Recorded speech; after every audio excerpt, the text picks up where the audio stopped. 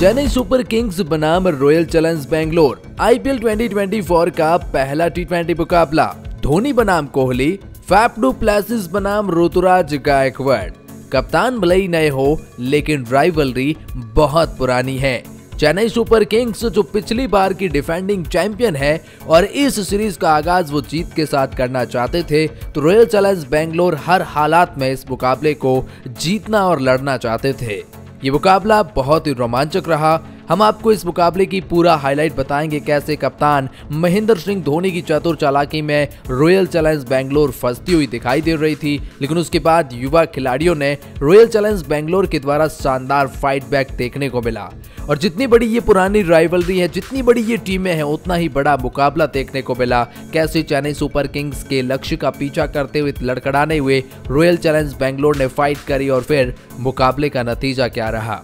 बहुत रोमांचक मुकाबला। अंतिम ओवरों का पूरा हाईलाइट बताएंगे, जिसने टी20 क्रिकेट को रोमांचित कर दिया और बता दिया कि आईपीएल 2024 का अगर ट्रेलर ऐसा है तो आने वाले मुकाबलों की पिक्चर कैसी होगी।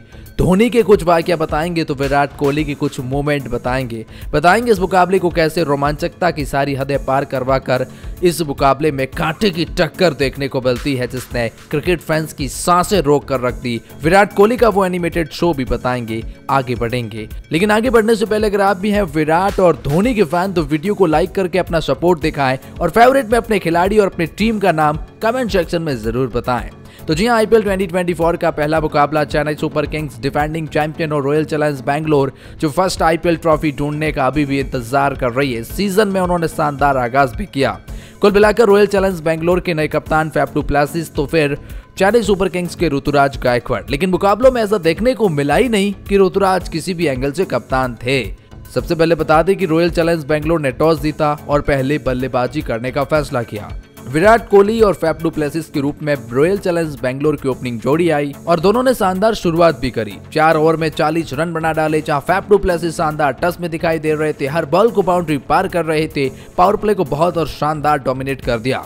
4 ओवर में 40 रन देकर लगा कि अब एक बहुत बड़ा स्कोर जा रहा है, लेकिन उसके बाद फैफ डू प्लेसिस का विकेट जाता है। मुस्तफिजुर की तरफ से शानदार गेंदबाजी देखने को मिलती है। 23 रन पर 35 रन बनाकर फैफ डू प्लेसिस आउट हो जाते हैं। उसके बाद विराट कोहली शानदार लय में दिखाई दिए। उन्होंने भी पारी को संभालने का पूरा प्रयास किया, लेकिन उनके साथ न तो रजत पाटीदार खड़े रहे, न ही ग्लेन मैक्सवेल केवल एक बॉल खेलते हैं और दीपक चहर का शिकार बनते हैं। और रजत पाटीदार को तो खैर मुस्तफिजुर ने बाहर का रास्ता दिखाया था।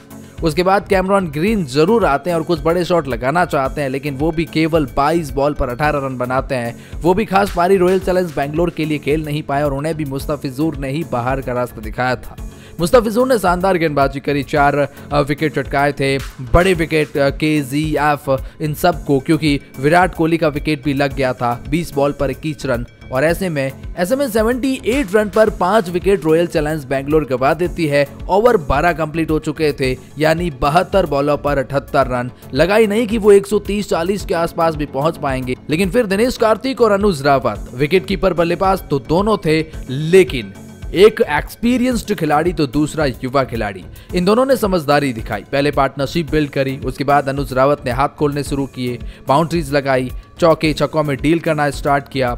जी हाँ, अनुज रावत शानदार दिखाई दे रहे थे, अच्छे टच में आ रहे थे, बड़े शॉट आ रहे थे। दिनेश कार्तिक भी स्ट्राइक रोटेट कर रहे थे और शानदार खेल रहे थे। उन्होंने भी कुछ बड़ी बाउंड्रीज लगाई और जिसने पूरी तरह से मैच को पलट कर रख दिया। दरअसल जो रॉयल चैलेंजर्स बेंगलोर 78 पे 5 था, वो 173 पर 6 20 ओवर में होता है। वो भी आखिरी गेंद पर रनआउट 1 होता है। और ऐसे में रॉयल चैलेंजर्स बेंगलोर काफी अच्छी बल्लेबाजी करके 173 रन और 174 रन का जीत का लक्ष्य चेन्नई सुपर किंग्स के लिए।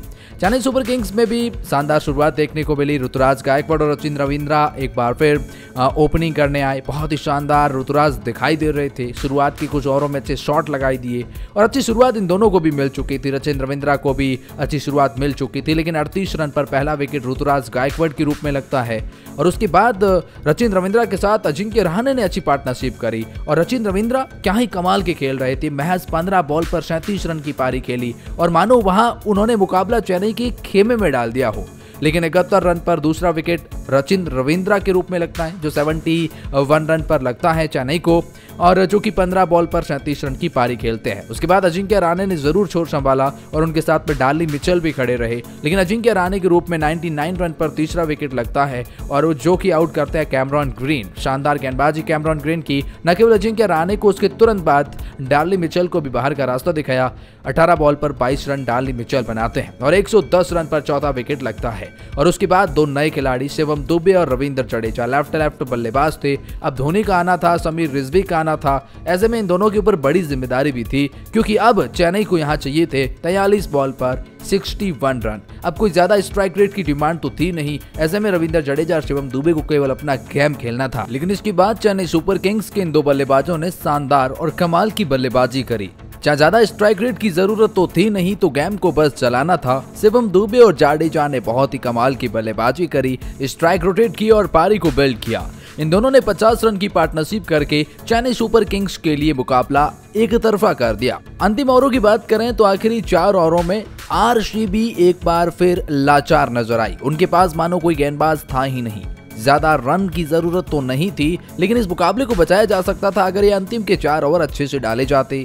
लेकिन उसके बाद अल्जारी जोसेफ की बात करेंगे, जो बाउंसर के चक्कर में इतनी वाइड्स बॉल डालते हैं कि मानो वाइड से ही चेन्नई सुपर किंग्स को जितवा देना चाहते हैं। तो वहीं अगर बात करेंगे मोहम्मद सिराज की, तो वो भी अच्छे नहीं दिख रहे थे अंतिम के ओवरों में। ऐसे में चेन्नई सुपर किंग्स के लिए रास्ता आसान हो गया। शिवम दुबे और जाडेजा ने मिलकर काफी अच्छी पार्टनरशिप करी और आखिरी के 18 बॉलों पर 18 रन की जरूरत थी। लेकिन इस 18वें ओवर में बहुत ही कमाल की बल्लेबाजी, जिसकी वजह से अब 12 बॉल पर 10 रन की जरूरत थी, जिसे आसानी से इस मुकाबले को पीले रंग में कन्वर्ट कर दिया गया। ये मुकाबला तो बेहद शानदार रहा और अब चेन्नई सुपर किंग्स की पॉइंट्स टेबल में बहुत बड़ी उछाल, यानी कि पहला मुकाबला जीतने से वो पहले पायदान पर आ गए हैं। और वहीं अगर आप बात करेंगे चेन्नई सुपर किंग्स के पोजीशंस रॉयल चैलेंजर्स बेंगलोर की, तो फिर वो अब पॉइंट्स टेबल में सबसे नीचे है फिलहाल इस वक्त, क्योंकि अब उनके लिए रास्ता थोड़ा डिफिकल्ट हो जाएगा। पहला ही मुकाबला था, लेकिन शुरुआत ऐसी तो फिर अंजाम कैसा, ये भी देखने वाली बात रहेगी। लेकिन रॉयल चैलेंजर्स बेंगलोर की हार, क्या कहेंगे आप इस बारे में और चेन्नई सुपर किंग्स की जीत के बारे में? अंतिम ओवरों की कहानी कुछ ऐसी रही कि आरसीबी लाचार दिखाई दी। तो फिर इस टॉपिक के बारे में आपकी क्या राय है, कमेंट सेक्शन में जरूर बताइएगा।